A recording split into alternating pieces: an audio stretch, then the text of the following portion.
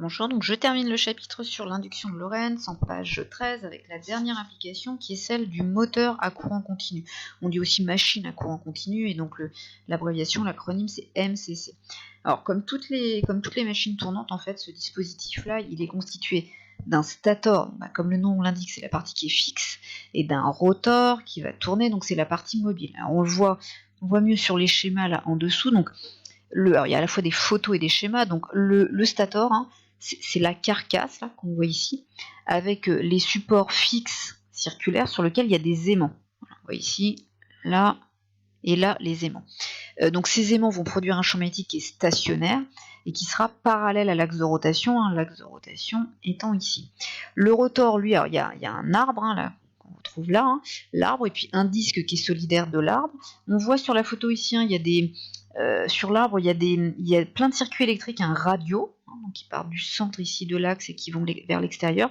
Il y a un isolant entre, et il y a des contacts métalliques qu'on appelle des balais, qui sont mentionnés ici, qu'on voit ici aussi, qui permettent le passage du courant entre les circuits électriques mobiles du rotor et puis l'alimentation qui elle est au niveau du stator. On arrive à avoir une alimentation uniquement à partir des balais, bon c'est pas détaillé ici, et donc ce qu'on appelle l'entrefer, c'est l'espace qu'il y a entre les aimants là.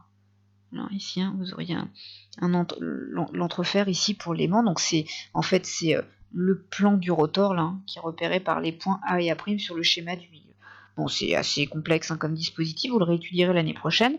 On va modéliser tout ça plus simplement. Alors on va dire que la machine à courant continu, ou le moteur à courant continu, en fait c'est représenté par une roue qui a un axe OZ, là on voit du dessus, le champ magnétique qui est constant et uniforme et suivant moins EZ, donc vous avez sa représentation ici, et donc en mode moteur, en fonctionnement en mode moteur, c'est possible de fonctionner en mode générateur, je ne détaille pas ici, vous aurez le sens réel du courant qu'on force, qu'on impose dans chaque rayon, et qui est radial, donc le vecteur UR partirait vers l'extérieur, donc on voit bien ici les flèches pour le sens du courant qui est imposé.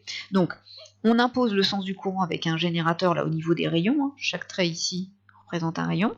Donc du coup si vous avez un courant qui circule et le circuit placé dans un champ magnétique, il y aura une force de Laplace, et donc le moment résultant associé aux forces de Laplace va avoir tendance à faire tourner la roue dans le sens direct. Et donc par induction, on devrait avoir un courant induit qui circulera dans chaque rayon, mais qui va s'opposer au courant I0 qui est imposé là initialement, toujours en vertu de la loi de Lenz. On va voir si ça marche. Alors déjà, pour la force de Laplace qu'on a d'exercer sur un seul rayon, je note petit a, la longueur d'un seul rayon.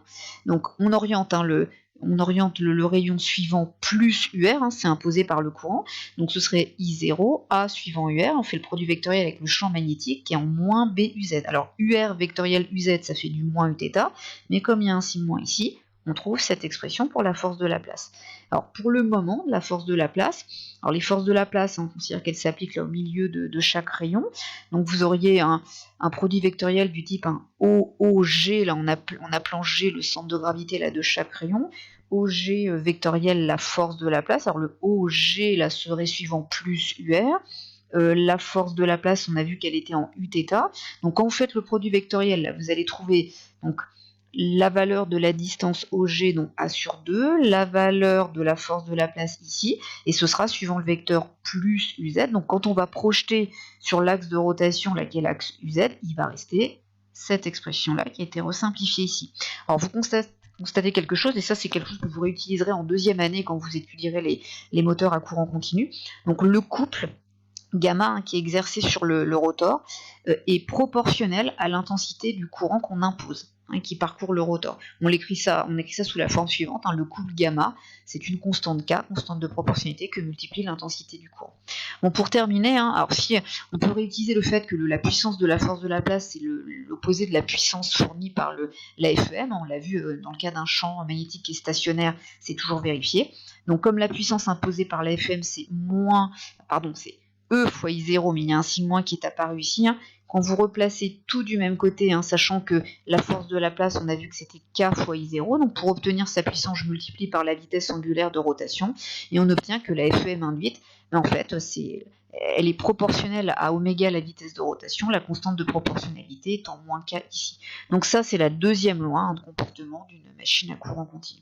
Bon, vous reverrez tout ça en deuxième année avec d'autres applications, mais l'intérêt d'une machine à courant continu à entrefaire plan, c'est d'avoir une vitesse de rotation assez stable. On peut bien contrôler grâce à la tension d'alimentation. On peut aussi obtenir de grandes accélérations angulaires. C'est une géométrie très plate qui permet d'avoir ce mouvement de rotation dans un petit volume, un volume réduit. La limite, c'est que c'est pas très puissant, 1 kW environ.